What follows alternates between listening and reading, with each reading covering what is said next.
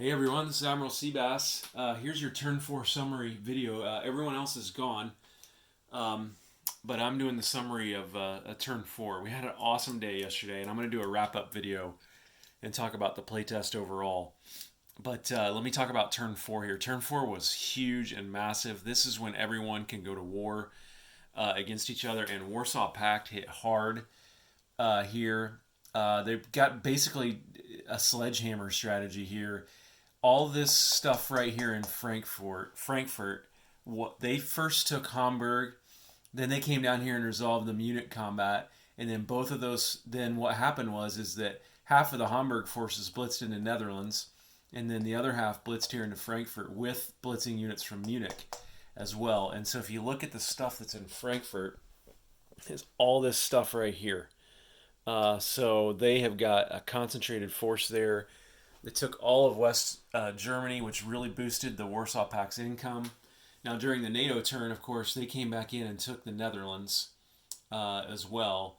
And so, yeah, anyway, and I see I forgot to, that Steve forgot to land some Soviet fighters here, so I'll take care of that in a minute. But anyway, yeah, it was a lot of fun. And the only problem I see with the Warsaw Pact and how they've done this is they've really left themselves wide open here, down here in Austria and northern Yugoslavia. They got nothing defending Austria and northern Yugoslavia, and NATO took advantage, came back in here and took back Venice, that was taken by a very weak Warsaw Pact force, and now NATO and the U.S. even moved a special forces unit in here. And to do some harassment here as well. So Warsaw Pact's going to have to plug this hole here, or they're going to put everything at risk. Warsaw Pact also came down here and took Greece, but they had 3 units. But then naval aviation and cruise missiles from this U.S. task force here took out 2 of those 3 units in surgical strikes. So if they had moved an anti-aircraft in here with them, they could have helped that. The Soviets then came in here and took eastern Turkey, Anatolia here. So Marmara is somewhat under threat. Also on the Soviet turn, the Soviets came in and took Denmark with an amphibious and an airborne assault. And then the Soviets also took Narvik up there, knocking on the door of Oslo. Okay. Soviets also came down here and sank the NATO aircraft carrier with a long-range anti-ship missile attack. So NATO lost their task force because they lost the carrier that was serving as their lead ship for that task force.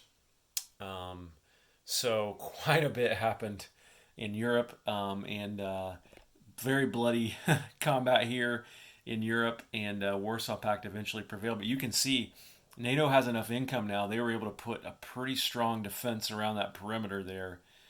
And so Warsaw Pact's going to have to be very careful about how they break out from there, because NATO is getting ready to punch back.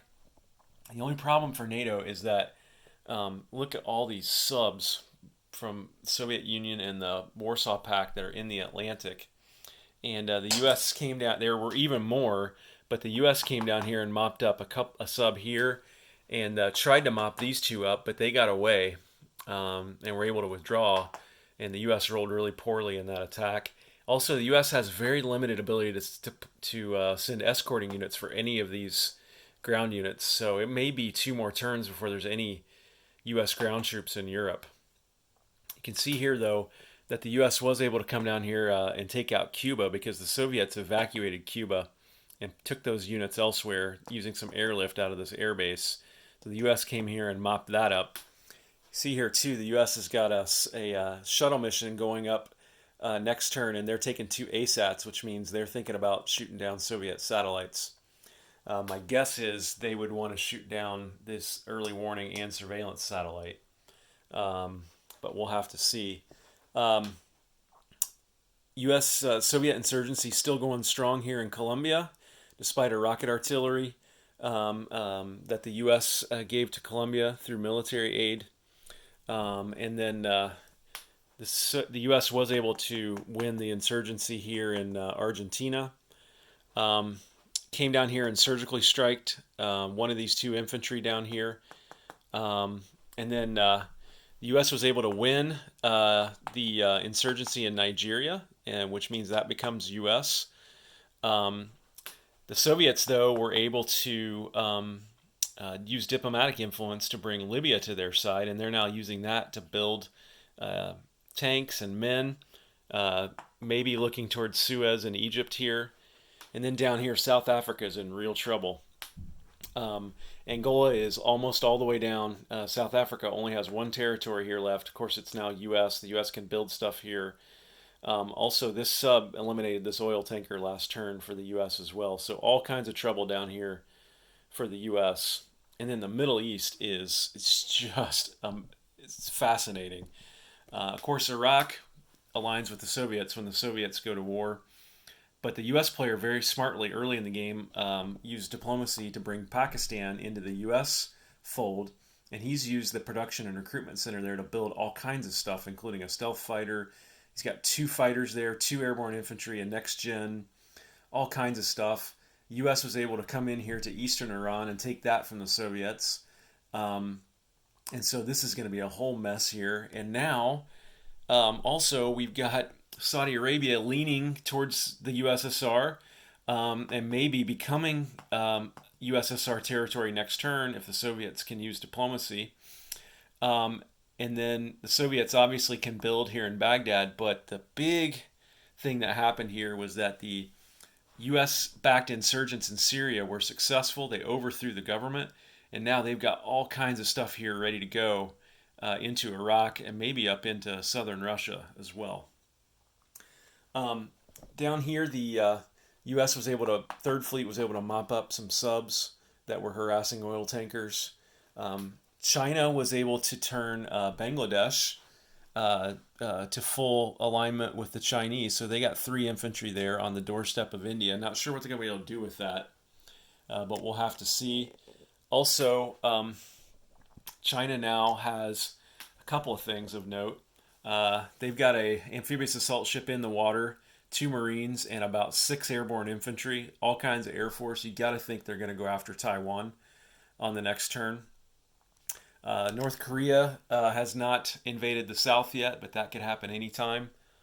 Forgot to tell you, China got manned space mission technology this turn and bought and will send up its first ever manned space mission on the next turn, and that will get them a victory point. So they're ready to go there.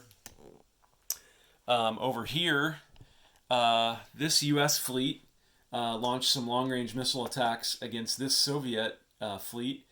Took out the Soviet cruiser there, which meant this whole thing lost its task force status. So the Soviets are going to have to build another cruiser out here if they want to build another task force around that heavy aircraft cruiser. And then up here, the Soviets gamely built an airborne infantry at an airbase in Magadan, which can do an airborne assault against Alaska, which is undefended. So the U.S. came in with 2 bombers and launched a cruise missile attack and did some minor damage here to this airbase, which the Soviets will have to repair. They want to send this guy over. And so, yeah, that's what happened in turn 4. Quite a bit happened. And over here on the dashboards, I think the one thing of note I want to show you is that the U.S. got hardened missile technology last turn, and they were able to harden one of their silos there in the Great Lakes, which would protect it against any Soviet nuclear attack. And then let's take a look at technology and what's happening here. NATO and the Soviets both have anti-ballistic missile technology. The U.S. has had really awful rolls for lasers, so the Star Wars program is probably not going to happen in this game, unfortunately. Chinese have stage 1 on computers, but they haven't really been able to advance it that much further. Advanced SLBMs have been stubborn for the U.S. They'll still be working on that. China's completed manned space mission technology. Both the Soviets and the Americans have long-range missiles, and the U.S. just added the hardened silo capability last turn. And then here's where the IPPs stand for the game.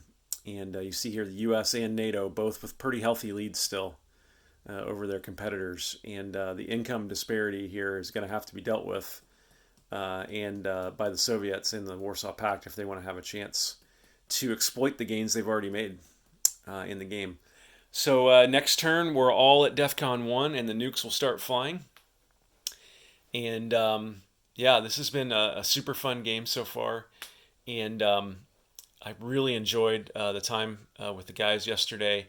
We didn't get as much done as we would like, but I'll talk about that in my next video. So anyway, take care, everyone. Enjoy the video. Admiral Seabass signing off.